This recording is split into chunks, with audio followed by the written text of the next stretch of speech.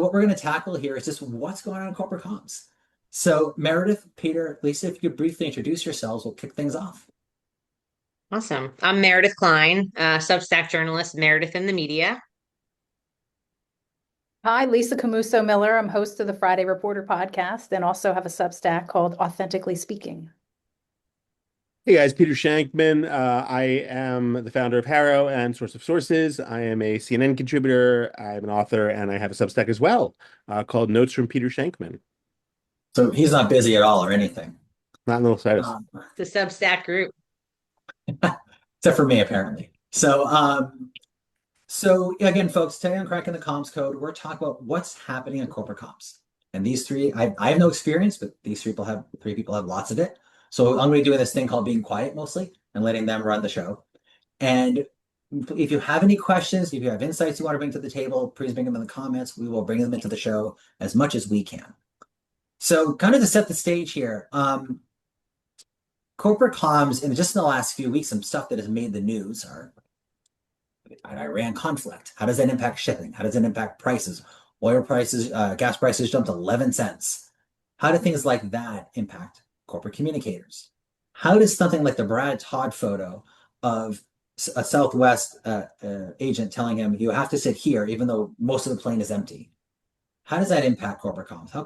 How should corporate comms be ready to anticipate that, respond to it, or as Peter's going to point out, maybe ignore it because there's so much out there, people move on very quickly. Or, you know, corporate comms decided to have the McDonald's CEO eat a burger, and very clear that perhaps he had never eaten a McDonald's burger before. So I'd like to start with you, Lisa, because of the Iran conflict and your background in public affairs and government. How does government impact corporate communications in the modern era? Oh, I think the two are inextricably linked. There's no doubt about it. I mean, everything we do is being filtered through the filter that is Washington, D.C.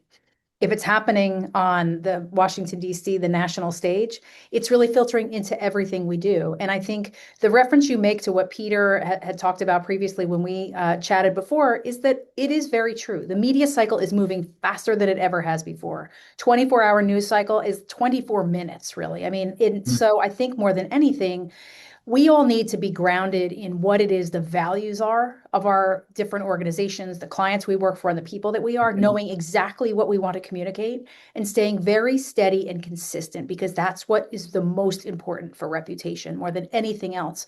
I think that the consistency alone in terms of messaging and communications allows us to be able to stay steady and to be a reliable source so we can weather storms. So if my friend Brad Todd is on a Southwest airplane and decides to tweet about it, or if McDonald's makes sort of the decision that they made, those kinds of things can be weathered if you have a consistent and steady communication stream of information that is grounded in the values of who and what your organization and your corporation stand for. So that's my perspective. I think that that's what inoculates you from the possibility of a truth social attack or a communications attack that can come from Washington, D.C. Staying steady and consistent in your own reputation, I think, allows for the people that follow you and are loyal to you understand that that is what they can expect from you, even if there are storms to be weathered. Meredith, what's your perspective? Meredith and the media. You've been in the corporate comms world. Now you're doing both sides of the PR and media table. What are you seeing that's like maybe the biggest change or biggest challenge, I should say, to corporate comms? Yeah. I'd say it's a hard time to be in corporate comms, but it's always been a hard time to be in corporate comms. The crises continue to come, and now, to Lisa's point, it's just exacerbated on social, and it can catch fire on social, and the virality of it is so much more quickly than one can put out a release or put out a statement. Fortunately, corporate companies have newsrooms, they have social channels, so we are able to Mhm. match that speed. What happens is internally and running it up the chain through, the legal and everyone else that has to check it. You got to be on top of that more quickly. Having been, at large companies and working on both the corporate and consumer side, I would say one thing that's always been paramount is kind of what I would equate to the three A's: awareness. Where internally, does the teams sit on any given topic, whether it's as serious as, the conflict and war in Iran, or something like, smaller that has kind of come in, like the Southwest thing. It's not small, but it's like, okay, we did this. How do we react to that? So awareness. What's the temperature internally? Is everyone aware? How do we feel about it? What's our stance? Second is acknowledgement. First of all, internal acknowledgement is incredibly important because, like, your employees can be your biggest advocates, or adversaries, right? Depending that. And if you're not talking to them, they're going to be talking about it. The third is action, which happens to always be the hardest part because it's at what point, where are you making a definitive action? And it could be as much as holding space and acknowledgement, could be as significant as, donation, complete step change legislation, etc. So those are kind of the three pillars. When I was on PR working in corporate, I focused on. From a media perspective, right now, I'm really covering what the media is covering. So what I'm seeing more of is reporters not only getting stories out quickly online, but then taking to social media to spread that. So you see a lot of reporters who are going on, whether professionally or just kind of through like a selfie format, doing a quick reel or video take. So you're seeing that blur of, broadcast media being brought through the individual publisher. And this goes back to the importance of not just the media brand, but the media personality, the personality behind the pen, and the importance of that and the trust factor. So I'm seeing a lot of everyone's trying to focus on video with McDonald's. That was a McBlooper, but with others with video, they're actually coming out and being able to quickly address and authentically address a story, and you're hearing it direct from the source. Peter, you've been around the block and multiple kinds of blocks over the years. You talked earlier about crises changing. You had a great analogy of the newspaper era. You want to explain that for the audience a little bit? Yeah, so the interesting thing about crisis is that 30, 40 years ago, before the 24-hour news cycle, we had time to grieve. We would read a story in the morning newspaper that was delivered out to our door, and we'd read that 50 people were killed on a boat that sank in the harbor or whatever, and we would grieve that, and we would talk about that at work, and then we'd come home and we'd watch the latest updates on the news, the nightly news. Roughly about 50 years ago, I believe the number is 39% of America watched the nightly news at least twice a Yes. week. And the average age was somewhere around 40 years old. The average age of the nightly news viewer today is dead. We are not watching the nightly news. We are absorbing it through multiple different channels. So the problem with that is that we're now in a 24-hour news cycle, and so our ability to grieve has been greatly diminished. We read about 50 people dead or read about the bombing of Iran, and then we scroll up and we see a bunch of puppies. And then we scroll down again and we see that 15 kids were shot in a school. And then we scroll down again and we have a cute little otter doing otter-like things. So our ability to process grief and our ability to understand grief has greatly been diminished. And as a society, as a human species, we don't have the ability to understand that. We're not there yet. It's been, 40 years versus millions of years or thousands of years of us growing. And so the problem with that is that because we can't process this grief, we're just constantly looking for something else to fill the void. We don't care so much about what the McDonald's guy did, right? Think about this. The Coldplay Kiss Cam Right. was not even 8 months ago. Yes, Alison Carter pointed out that she ran across a reference to that, and it felt like looking at an archaeological dig, and it was only 8 weeks after. We're in March right now. It's March 4th. This is the longest entire year we've ever had to get to March 4th. Does feel like it. Right. And to your point, too, I mean, hotels are under huge pressure in Minneapolis because did they allow ICE to stay there? How did they try to protect their immigrant employees? Then they're getting controversy because they allowed them to stay in the first place or not enough. Because there's so much pressure on corporate communications because we're not necessarily making all those decisions. And the frightening thing is, does anyone remember the hotel chain that started off that issue in Minneapolis? Not offhand. Yeah, it was Hilton. That's what I thought. Okay. And the fact that we were all screaming their name a month ago and telling them do Right. better, and now we don't remember it speaks volumes. Lisa, on the political side, I have an essay coming out next week with Campaigns and Election magazine that the growth of government, good, bad, neutral. The growth of government means we're not just having corporations doing lobbying, but over here they're focusing on business. With more regulations, with more lobbying, with politicians often focusing more on their Twitter account or their X account or their True Social account than actually legislating. That does create a meld of the two. And so you mentioned driving news cycles, but which is more, it's almost more of the social media news cycle rather than the actual headlines, as to Peter's point about the evening news. Um, how do you advise corporate communicators to get their C-suite to recognize that just because people are screaming about something in Minneapolis, they may not have to care about that in Florida, or maybe they should. How should they be thinking about that? I think And, I think there's a couple of threads I want to pull on that question, Dustin. I think first and foremost, the speed in which we have to react to things has actually slowed down. As much as things have sped up in terms of the cadence of news and how it breaks, Mhm. our ability to pause and wait to see if Mm. something is going to catch fire has actually expanded some. Gives us a little Mhm. bit of a moment to take a breath and think about, is this going to be a problem for us? Now, everybody in the corporate office ought to be very focused on making sure they have a holding statement and they've thought about who they need to contact and all of the moments that need to happen if this catches fire.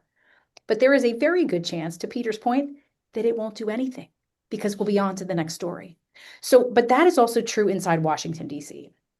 We have a circumstance right now where there is almost no light between the R's and the D's. As much as we have a very noisy White House, on Capitol Hill, there is almost no daylight between the two, which is why nothing is happening in the legislative space, which means every member of Congress has decided to take on their own identity as a project and a brand, which means that they're all trying to go viral. They're all trying to be influencers at a time when that never was once before. In fact, when I worked on Capitol Hill, the members that I worked for would prefer to never be in the news Right. if that were a possibility. Now it's unavoidable.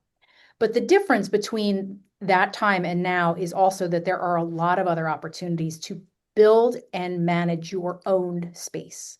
And that's where we talk about Substack, and we talk about building our own voice. And whether that's on your Twitter page or it's on your Substack, it still is incredibly valuable because there is so little time to talk on whatever your choice is. If it's Fox News, CNN, MS Now, whatever your platform of the audience that you care about, you get 3 minutes to really say what you have to say. Whereas if you have your own channel, you can say as much as you want. And you can manage that in a much different way. So the world has changed dramatically in Washington, D.C. And I think that it definitely is relevant to the way we do corporate communications as well. CEOs now more than ever, and maybe your CEO is not TV ready, but perhaps they have a strong voice in a thought leadership space. Perhaps they have an opportunity to lean in other areas. It gives you the ability to let yourself build a profile and build a brand independent of what it is you're selling, and allowing those spokespeople to really lean into having their own space rather than waiting for CNN to care just enough to invite you on for 3 minutes.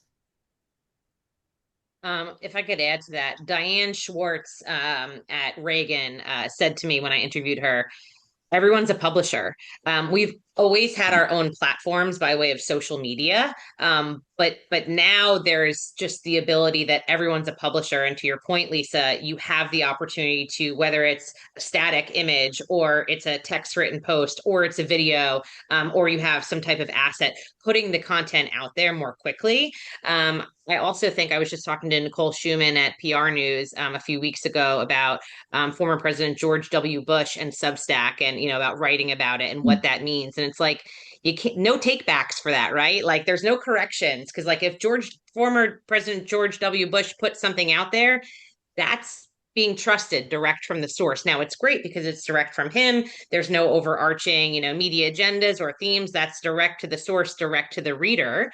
But everyone's a publisher now. So you've got that dichotomy of it being a really good opportunity to reach folks with your message, but also the opportunity of where do you go? Where do you trust? Where do you compete? And I think you're seeing the lines blurring between, creator and journalist. And it's a question I ask my reporters all the time. Like, do you think you're a content creator or a journalist? The younger ones are like, I'm creating content. I guess I have to do multimedia kind of. The older ones are like, absolutely not. I am a journalist with high ethical Right. standards. But the truth is it's becoming blurred. I remember to that point, I remember when I founded the only real job I ever had is I was one of the founders of the AOL newsroom. And for those on this call who are listening, AOL used to be the internet, and Right. it's you'd sign on and Yeah. welcome today's news. Right. You've got mail today's news. We made that today's news thing, and I Yeah. remember my boss at the time, a brilliant man named John Barth, and he was talking to me. He said, "Look," he said, "it doesn't matter when we publish something. It's up there, and even if we take it down and repair it, someone's going to screenshot it. So get it right." And then I remember 5 years later or 6 years later when MSNBC launched the no, I'm sorry, 2 years later when Time Warner Pathfinder launched their news channel, and it Hmm. was they were competing against us at the time, and we both were scrambling to get the OJ verdict first online, and we were second because the Time Warner Pathfinder had OJ guilty. Mm. And if you remember, he was not. And Right. we were up like a half a second later, but we had it correct. And we swore that was our dying hill was that, hey, we're going to get it right, not first. That's more important. And unfortunately, I think today that has really the concept of journalism as a trusted advisor has disappeared. I mean, not to quote from Aaron Sorkin, although I love to quote from Aaron Sorkin, we used to be a great nation because we used to be advised and taught by great men. We were informed by great men, right? Who we trusted, who came into our living rooms every night and told us what we needed to know, and we trusted them. And that's gone. That is completely gone. So there are pluses and minuses to that. The pluses are, yeah, when something gets out, it's going to be out globally in 5 seconds. And if you're a PR division or if you're a crisis comms person, you're going to have to react to that. The downside or upside, depending on how you look into that, is also not going to be that long because our attention span has gone afoot, right? We don't have an attention span anymore. We have the average attention span in the 70s for a news break was 3 minutes. The average attention span today is roughly 2.4 seconds. Wow. Wow. And I would say too, just on that one point, going back to the questions that I ask the reporters. Lauren Thomas, M&A at the Wall Street Journal, will say something might break online, like a creator or like an independent person might tweet, or put out a post on a scoop with zero context, just a headline. She's calling at least three sources to confirm this is accurate before she puts out a piece. So she's like, I might not, and she actually is incredible and usually is first, but if she's not first with that, she's correct with that. So that's the hard thing about the chase with like an independent or a content Right. creator or someone, an average person just coming out and saying, OJ's guilty. And then everyone's like, it shares it. And then you've got the reporters fact Yeah. checking, confirming, and putting out the accuracy, and it might get buried under. But ultimately, in theory, that should come out on top because now they've vetted and confirmed. And don't get us started on the misinformation online, but that's what we're up against with the creator, journalism split. We're going to dial into misinformation now because you reminded me of something, Meredith. Okay. My colleague Carrie used to work at the White House. She's been appointed to congressional committees. She's written three pieces in recent weeks. One for Real Clear Politics, one for American Habits, and the one I'm going to share below in the comment section below this conversation for PR Daily on how AI is destroying trust. And she pointed out how if you're running an election office in 2026 midterms, good luck. You need to be out there in January building trust in your local community that you could be trusted to get the results right. Because someone can put an AI image and have everyone thinking that you're lying. The piece I'm going to share here in the comments is, and the headline that was chosen was great from Allison. In the age of AI and memes, truth is the first casualty because it gets out there so fast. And to Peter's point, the consumer reacts so quickly. I remember in 2018, anyone here remember the Covington Catholic controversy, where the young man with a MAGA hat was facing off against the Native American who was banging a drum. It was a 12-second video. The event happened on a Friday. The video came out on Saturday, and I was just transitioning out of my political blogger, journalism, commentator career into PR, where I don't have many opinions anymore, at least not online. And so I remember someone said to me, "Well, isn't this kid a punk? This kid's such a jerk." It's like, I guess so. I felt pressured. I actually let somebody peer pressure me on Facebook into saying, "Yeah, he looks like a jerk" on a 12-second video. Come to find out, the kid was largely a victim. He won a couple of settlements from CNN and the Washington Post, I believe. And he was largely a victim of circumstance. But people assume, based on a 12-second video, what is happening. And it's worse now with AI. So I'm going to post this piece in the comments, but I'd love to hear how it doesn't even matter. Is there even a trust tank to build anymore with brands when the McDonald's CEO can come out there and it goes viral? Does that impact the bottom line? Where should corporate communications be involved in caring? Is it looking at the bottom line? Is it looking at long term? Is it investors? Again, never having been in there, I'll put it out to you all and let you respond. I think the trust it's interesting to me how much people trust the influencers that they follow. More so than even their rabbi or their pastor or their elected officials anymore.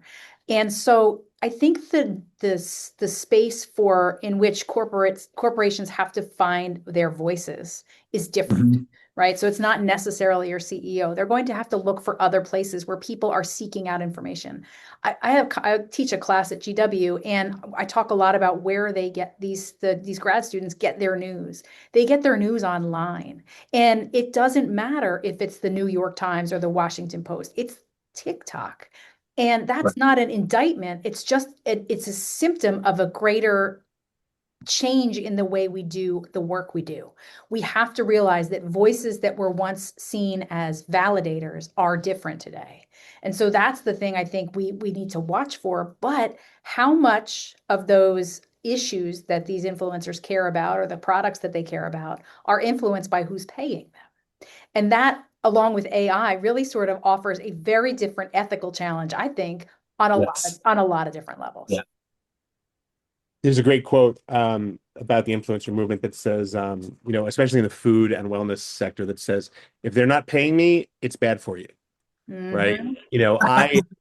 I'm in this cut now, this 90-day cut to I have a bodybuilding competition that I'm doing in June, and I've been writing about it and writing about how I'm doing it and the workouts I'm doing and the food I'm eating.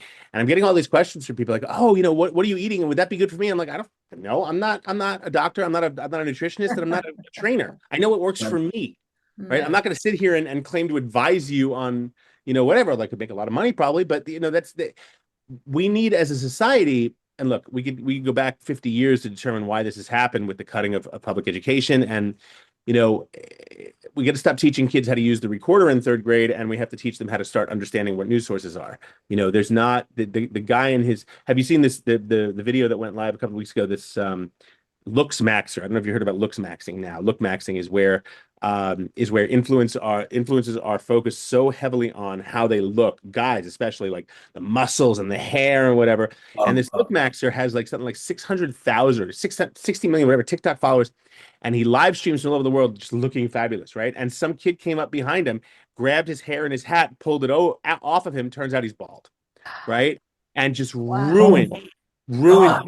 his rep in like 2 seconds live. And I'm like, kind of feel good about that. I'm kind of happy that that happened. But there's this whole premise that what you see is not real. There was a TikToker influencer in Japan or in China with something like 30 million views, and she would make hundreds of thousands of dollars a year showcasing products. And one day her filter glitched, and her real face showed up, and her entire career was over in 5 seconds. Mhm. So I think one of the things I'm trying to teach my kid is just to understand, hey, see where you get your info, double check it, triple check it, quadruple check it. It's Mhm. not necessarily real just because someone told you it is. Yeah. The thing on the TikTok thing, I mean, there's so many examples. There was a food influencer who would talk about her weight loss journey, also happened to be like a nurse and dietitian. came out that she was on GLP-1s, and everyone was just like, nope, cancel, you're done, we've had it, like, Mhm. you know, stuff like that.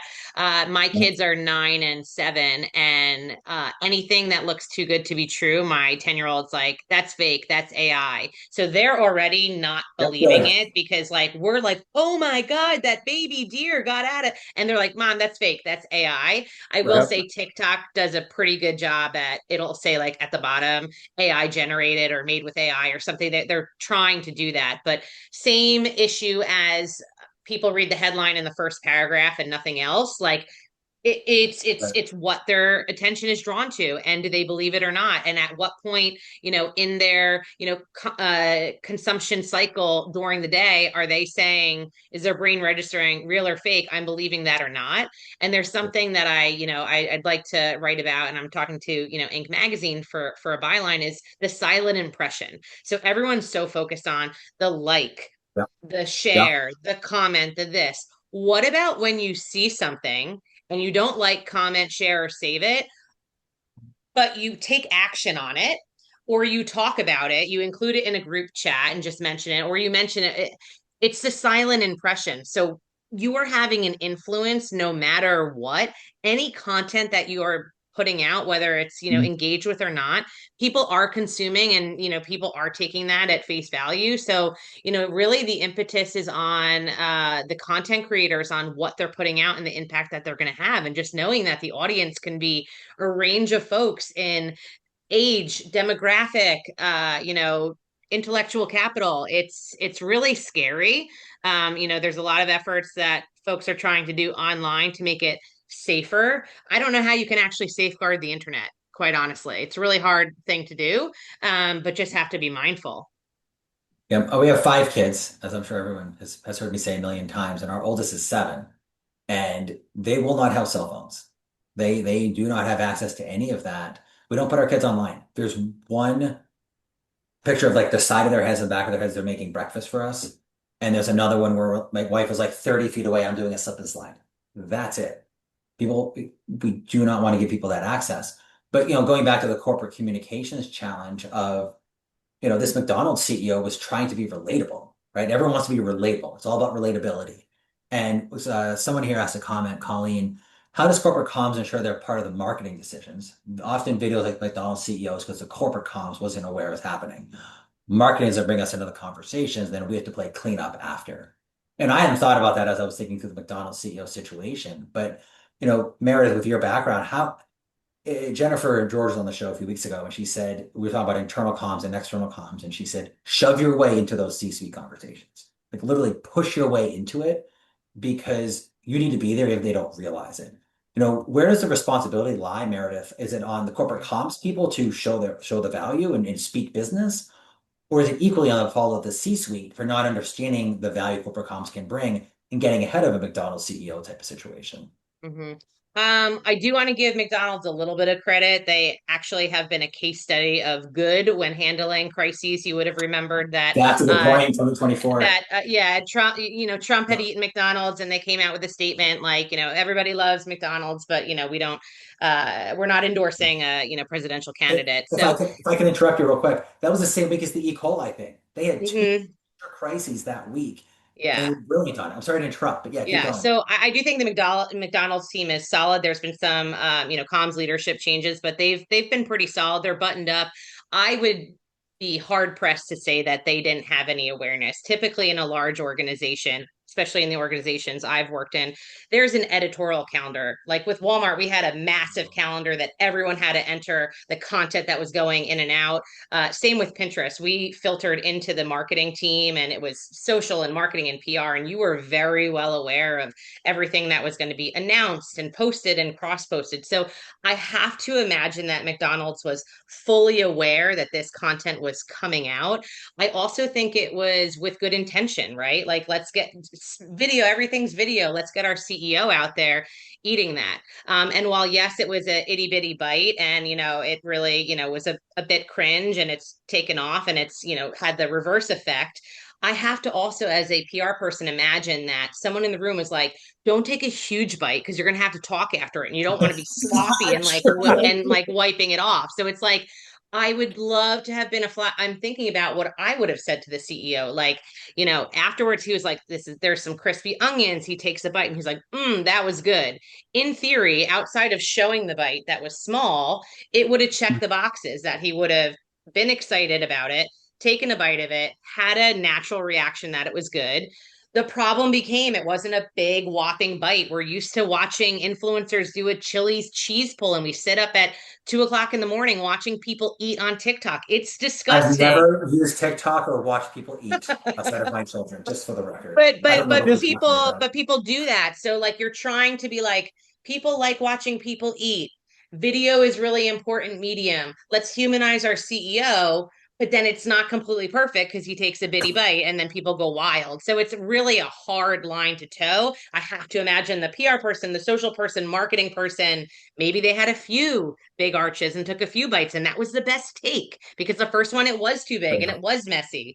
So we got to give a little slack and credit in terms of kind of what goes behind the scene. But to Colleen's point, I can't imagine that not everyone was aware of this, especially at a huge company like McDonald's, and it's the CEO.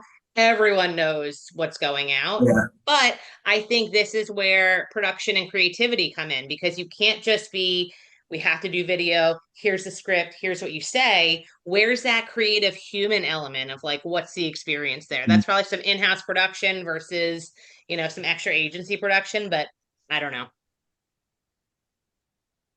That was a lot. That was really actually, I learned like 6 things. Thank you. That kind of stuff I can definitely talk about. Anything Capitol Hill, let's leave that to Lisa. Lisa, tariffs were a big, obviously, conversation the last 10 to 12 to 14 months. And one of the arguments the administration is making about in defense of some of the supply chain disruptions that are happening. I looked it up the other day. I'd heard this, I looked it up to double check. 20 to 30%, I think it's, no, sorry, 20 million barrels of oil a day go through the Strait of Hormuz, which touches Iran. And Iran for decades has been interfering with ships going through there. Um, this is going to create a lot of disruption. How should corporate communications teams get ahead of this? Because you don't want to say the wrong thing and upset the Trump administration.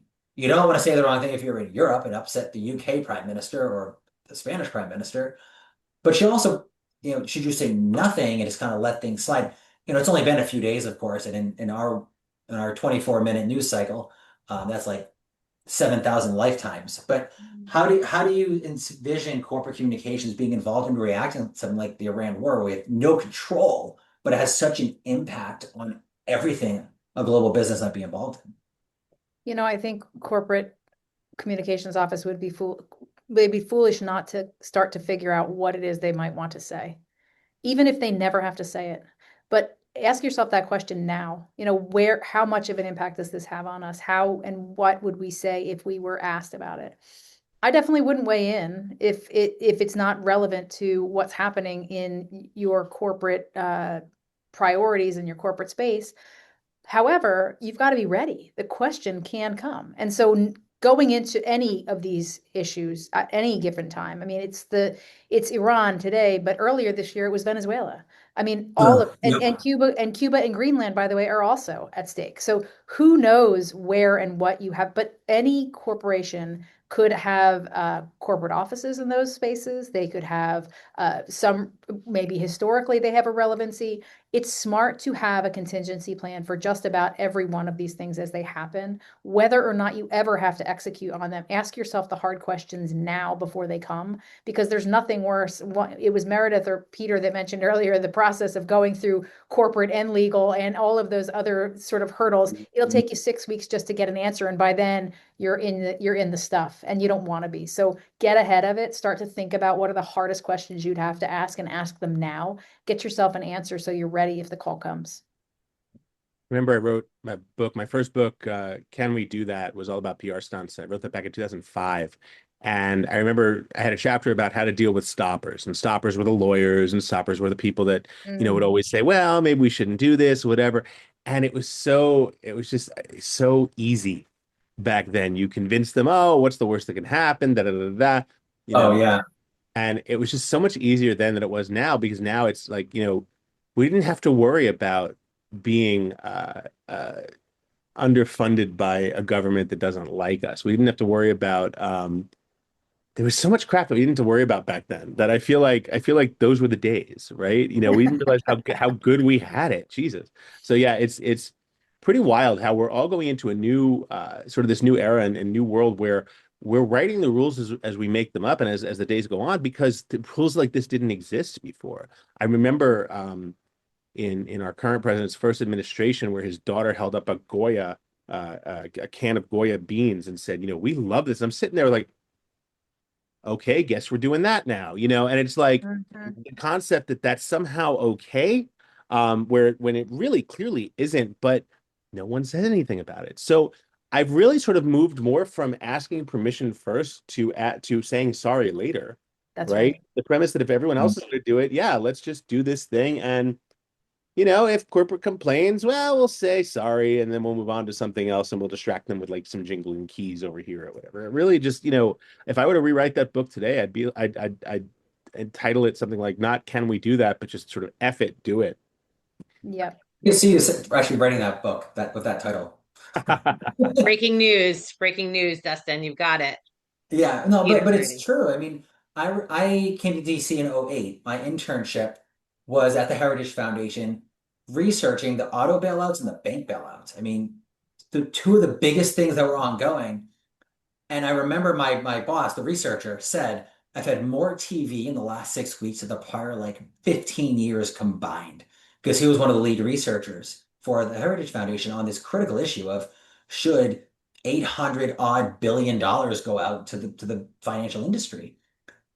2 years later, and I remember it like it was yesterday, I was working for a talk radio show, and the in front of Congress was Toyota. The Toyota CEO was called because of a braking issue. And I don't remember the exact numbers. It was a few hundred reported, probably a few dozen actually out of like 5 million on the road. And no one really asked the question. A few people did, but no one really important asked the question. When the US government effectively owns two of the major auto dealers, is it a conflict of interest to call Toyota in front of Congress? But today, that happens all the time. Someone protests over here with a video because they say Amazon's treating them poorly. You can guarantee the NLRB is going to be involved very quickly. And you can guarantee if President Trump or another politician says something over here, that's going to impact your bottom line Yeah, on the flip side. the playbook we once operated from is completely out of the window. I mean, anybody who sort of refers back to this is the way we once did it has clearly Right. they need an update because the rules in DC are entirely different, and everything you thought was the way things were is not the case anymore. I do TV a couple times a week, and I find myself often in the space where folks are talking about, well, that's not the way we do it, and I keep reminding them that that's not everything is different right now. Right. So looking back and saying this is the way we've always done it is the wrong-headed way to go into any interaction in communications today. So I want to ask a question of the group. There's a piece I'm working on, probably published in about 3 weeks, about third-party voices. And third-party voices have always been important, right? Whether it was my friend, your friend introduces you to this for a blind date. Would you normally trust someone you've never met to go on a blind date and hope you get married to them? Not necessarily what your friend said, right? Or um, if you look at a Yelp review. Yelp reviews are third-party endorsements. One of the things we find in public affairs, but we've also done it for some of our B2B and B2C clients, is finding third-party voices who aren't influencers. These are not people with big names. We got our neighbors 3 or 4 doors up. He's a physical therapist locally. It's a one-person show. We got him into USA Today, talking about a very specific issue with his personal experience. We've gotten people into their local media outlets. And I'm beginning to have this theory in the last few weeks. This unfortunately assumes the intelligence of the human species. Is will people begin to trust influencers less because we don't know who's AI or really bald or whatever, and begin to trust local community and local voices? My neighbor was on the radio show, and what they say is more important than the person with 500,000 followers. Could that be a trend? And if so, this piece I'm writing now is looking at how companies can find the right third-party voices to write up author op-eds, to be part of the ribbon cutting, to be the face of eating the sandwich instead of the CEO, because the letter C doesn't bring much trust anymore to consumers and to the public. One of the things that I speak about when I'm doing talks on customer experience is the fact that we are moving towards a network that is entirely weighted on the people you know. It started probably about 10 years ago when you'd land in San Francisco from New York and you decide that you wanted a steakhouse, you want to go to a steakhouse that night. It would show you the steakhouses close to your hotel, but it would also show you steakhouses that might be a little further away, but that people within your network have gone to. Mm. And that blew me away. And then Facebook, that was Google, and then Facebook did it like 2 seconds later, where it said, "Hey, you're welcome to San Francisco. Come see where your friends are hanging out," right? And then Facebook Graph and Map Shirts and all that. And now it's moved to a point where if you give the permissions, and most of us do because we're clueless and don't bother to shut them off, it says you might see that Peter goes to Morton's Steakhouse a lot, but he went to this other steakhouse and was only there for 20 minutes, and the network is automatically understanding, okay, he was there for 20 minutes, then he went to a restaurant down the street. He must have had a bad experience at the first one. He couldn't get a table, whatever. We're not going to recommend that. And we're starting to see things like that really sort of take place. And the premise is that, I always reflect on this, it's the concept of a lava lamp. A lava lamp, oil, water, heat source. The heat heats the oil, it heats the water, the oil goes through the water. It's apparently really good when you're high, so I've been told. It was pretty popular in the 70s. And the thing about a lava lamp is that we've all turned into that in the respect that everyone within our network, people we've met on this call, people we've met at the airport, people we've interacted with in some capacity or another, people who have added it to our contacts, they're the oil.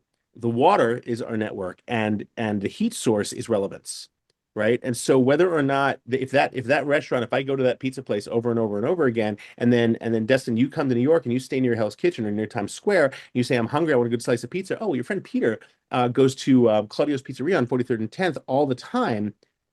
You're going to trust it.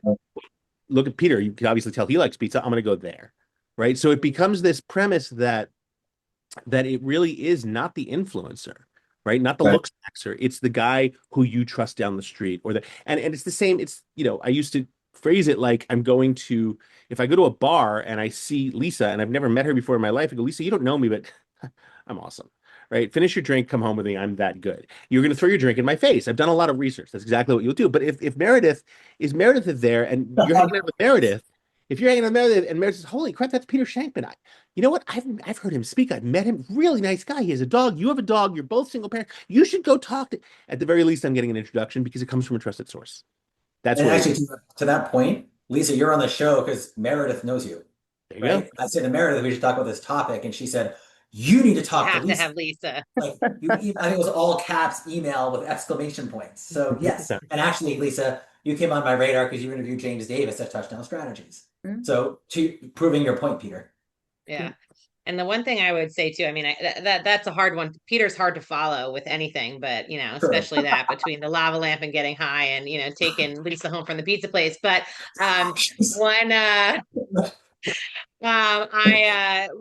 one journalist that I follow is Kaya Yuriev. She for years was at the Information as a creator economy reporter, and now she's co-founder of Scalable, which is her own media entity with Jasmine, and they focus on the creator economy. And she's absolutely tuned in, absolutely brilliant.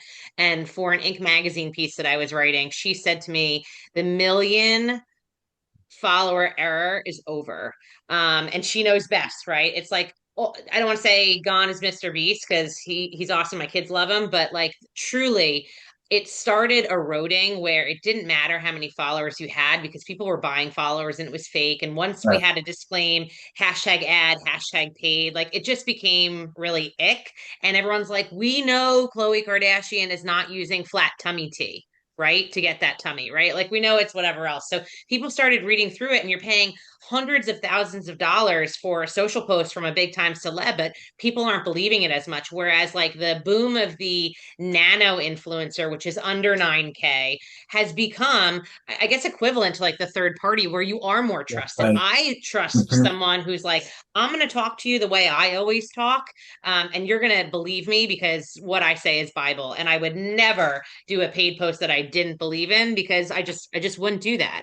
And the authenticity factor is there. I also did a partnership with Tier One, which is an agency, and they talked about media consumption in 2025. And interestingly, local news was like top, like above social, above national, above Mhm. broadcast, about whatever else. Like people listen to their local news because it was Right, super dialed in, and it's kind of like the small town game of telephone. Like it was John's house, it was John's house. Okay, John's house the other week, right? It's right. something with that. So they're all interconnected, and a lot of the data and the influencers are saying that as well. Well, and You for know, so long, we've been at this earned media thing for a long time. There's nothing that pissed me off more than the social media folks that were telling me that I had 1 million impressions. And I was like, what does that even mean? Right. Who cares? What does that Right, even right. mean? Because hits, does hits. it mean somebody picked up the website, posted the web?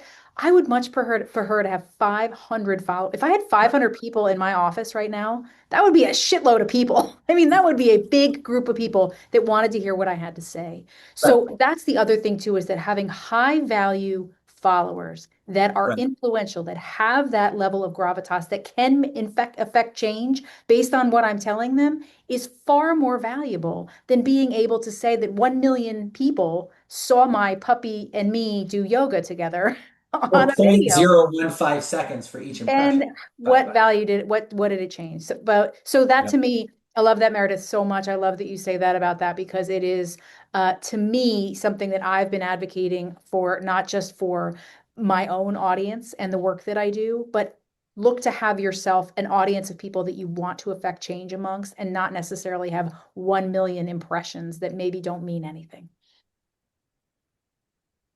Well, and to your point, there's a even there's of course the James Carville phrase, right? It's the economy stupid. And one of the problems of being so deep into politics as I was for 15 years between being in college and then actually working in the space is you start to think it's all of these macro issues that you care about. But at the end of the day, what do most people care about? Food on the table. Are they safe? Crime issues and related matters. And do they feel good about the economy? Do they feel good that their family will be secure financially in general? And so a phrase I kind of robbed from, I think it was, I forget it was Carville or somebody else, but even in the global economy, even with a global war, all politics is local, which is why local media is still popular. Because you care about the sidewalk, you care about the trash truck not coming at 5:30 in the morning, more than you care about something that happened 5,000 miles away. Hannibal Lecter in Silence of the Lambs said Oh, it best. oh boy. He said, Oh no. "Why do you keep inviting me on if you know I'm going to do this?" Hannibal Because of Lecter the entertainment factor, obviously. Hannibal That's Lecter in great. Silence of the Lambs told Clarice that he was, how do you find someone? How do you figure out what they want? And he said, we covet what we know. Yeah. Right. And that Hmm. is 100% accurate. How did I wind up with the scooter that I use, the two-wheel stand-up scooter that I use to take my daughter to school, as opposed to any other scooter? Because another dad had it and it looked really effing cool. Right. Right. How did I Right. wind up? Why am I doing this stupid bodybuilding competition? Because I saw someone else do a bodybuilding competition and they looked amazing, and now I want to look at. We covet what we know, and so the premise is, if we are coveting what we know, then we're also trusting who we know. Hmm. Well, That'll and it's never true in change. business. That'll But never it's also change. true. It's also true in business. At the end of the 100%. day, Well, there's no um, difference between business.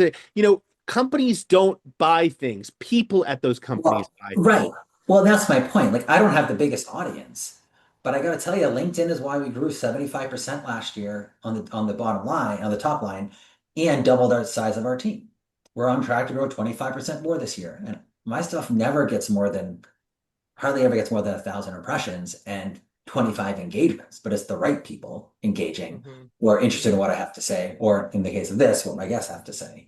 I'd love to get 1 million impressions on the vanity metrics, but I'd much rather have another 25% growth in top line. Yeah. But we talk about that all that in time. I would much rather have highly engaged, opted in individuals who are going to take action on my Hmm. content or my recommendation Hmm. than a potential reach of 2,375,628 UVM, right? Like exactly like what does that mean? Forget Right. who I was having the discussion with the other day, but they were like, drop the ad dollar, stop talking about value equivalency and the change and all Right. that. That doesn't really mean anything. And from a Right. Substack perspective, when folks are reaching out like, oh, like, I want to advertise on your Substack and how much, it's hard because I have 4,000 subscribers, but I get 70,000 monthly views across content. But the Right. folks that follow me are like heads of comms at major Right. brands, major agencies, plus like Jordan Holman at the New York Times and Emma Hinchliffe at Fortune, Brian Sazi at Yahoo Finance. Like it's the audience that you're reaching. So for me, I'm like, my newsletter will go directly into these folks' inboxes. They don't have to go Right. to Wall Street Journal /fashion or, Right. Reuters breaking news. It's coming directly into, they are opting into my content. The chance that they are going to see the content that you've put in my small It's really Substack hard. is really high, right? Like I did an article this morning with Ginny Dietrich with Spin Sucks, and 97% open rate. It reached everyone except for about 50 people who probably just didn't open it at 7:45, this morning. And that's the thing. It's like, yeah, it's only 4,000 people, but those 4,000 people are going to read this. They're going to look at it, they're going to share it, and they're going to take action on it. And they might follow Ginny or sign up for her, peso Right. certification or whatever else. And I think that's what we have to focus on now is high intent, high impact versus high value or high return. Well, it's funny you say that because so Source of Sources has 55, 60, 60 something thousand subscribers, right? And thank you. And the open rates on those are about 65% on 2 emails a day, right? And when I was running Harrow back in the day, it was the same thing. It was a little, about the same.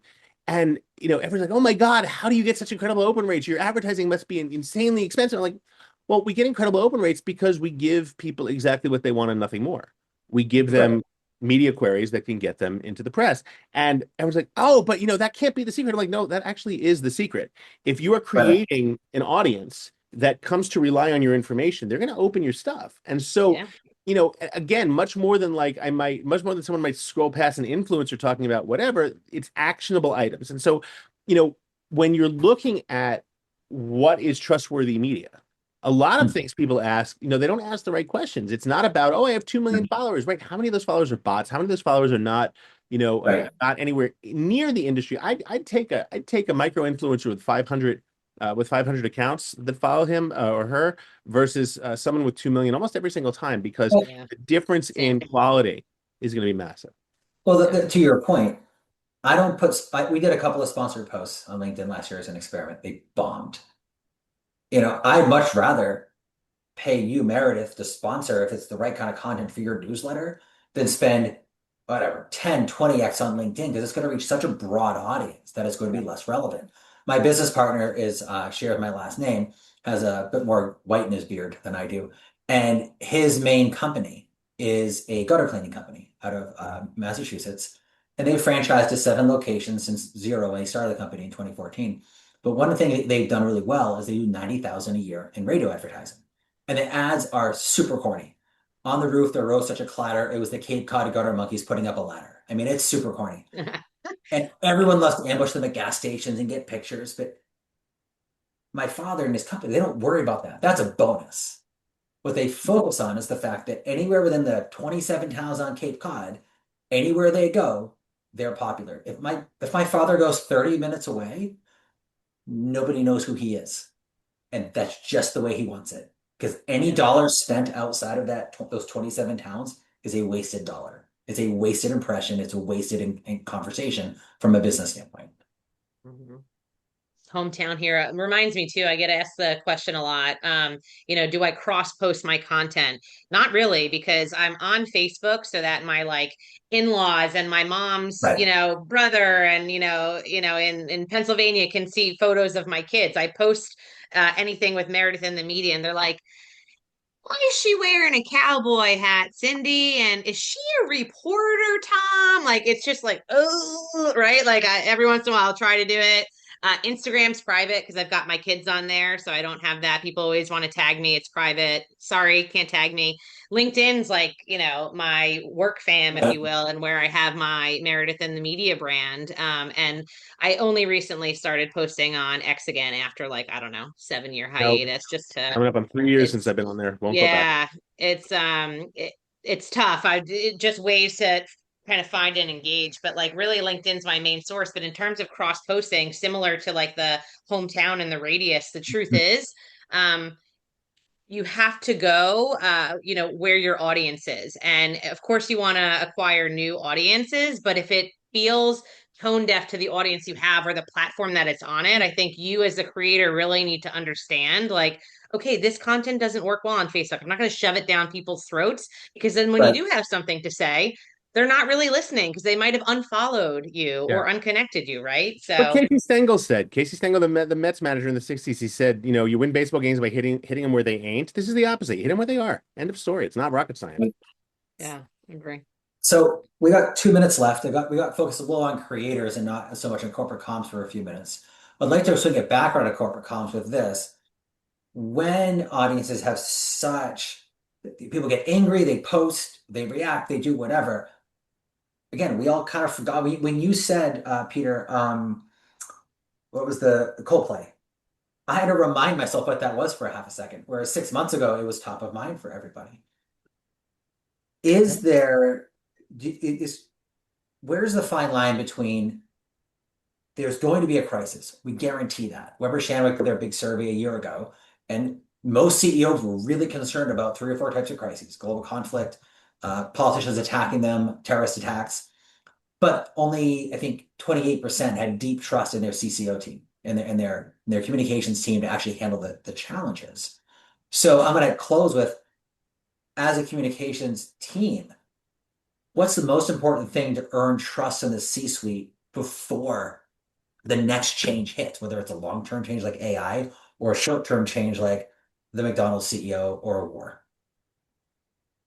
And I'm going to answer the question for myself, which is you have to be able to speak their language. Otherwise, you're just speaking gibberish and they will not trust you ever because we don't trust someone who speaks a foreign language. You speak someone who speaks the way we do. If you're in New England, you don't say your R. If you're where my wife is from in Texas, you have to say y'all for some reason. Yeah, I would say, because I probably have the least to say on this, but I would say it's really important to hold to your core values and principles as a Mhm. company. Mhm. There's a big like, the silence is deafening. Where are the companies on A, Right. B, C, D, E? But internally, as a corporate comms team, you would say, this is the company we are. This is our mission. These are our Mhm. core principles and values. These are the issues we will stand up to. These are the issues we stand Mhm. down to. Here's the type of stance we're taking. Here's the channel and format of which we're taking that. That is all kind of predetermined. I know Lisa talked a lot and she's right about like the old playbook is kind of out the window, but you have to operate in real time. But there is still this core consensus of who are we? Where are we taking stance? Where are we going to hold the line, draw the line, create the line? Right. Mhm. And all of that's happening in real time, but that will help dictate so that you're not just like shot off the hip response or tweet or something to that effect, that there's actually an understanding of like, this is a topic that falls within our 3 core principles. We've discussed that. We're going to take it. Let's take a step back. Here's what employees are saying. This goes back to the awareness Mhm. and acknowledgement. Here's what the industry is saying. Other CEOs have said this. In Right. what way are we going to take a stance and how strong? Is it an acknowledgement piece? Is there action tied to it? Are we focusing on it internally, knowing that it can be externally, or are we going guns blazing externally? So I think those remain critically important, and understanding your company. The best way for trust is to be like, as a company, this is our position, this is our stance, these are our values. We stay true to that. That's the guiding light. And Meredith, I'll just go ahead and put a finer point on that. I couldn't agree more. Staying true to your values, staying true to the core competencies of communications. The playbook for government is broken. So what you once thought of your Mhm. government is broken, but Yeah. communications and the core values of Right. communication are still fundamentally there. And that's, I think, what every smart corporate communications person who wants to be recognized in the C-suite staying true to the values that are true for the organization, understanding your work well, and speaking up in rooms where ordinarily communications is not heard, I think is still very important with smart counsel. And because every smart C-suite is listening to their communicator more than ever before. They said everything I would have said. The only thing I would add is that when you do take an opinion and you do take a side, stick with it, because nothing will ruin your thread more than what being too sloppy. Oh gosh, yes, well put. Mic drop. Yeah. Mic drop. Folks, this has been absolutely an absolute blast. This has been so much fun. Lisa, it was nice to meet you after seeing you so much on LinkedIn. So Meredith, thank you for for the the referral. invitation. Yeah, this was a blast, everybody. Listen, enjoy the rest of your day. Stay off of social media as much as possible, and take care. I'm going to Everybody. get a big arch for McDonald's right now. I'm There hungry. you go. All right, folks, take care. All Be right, well. take care, everyone.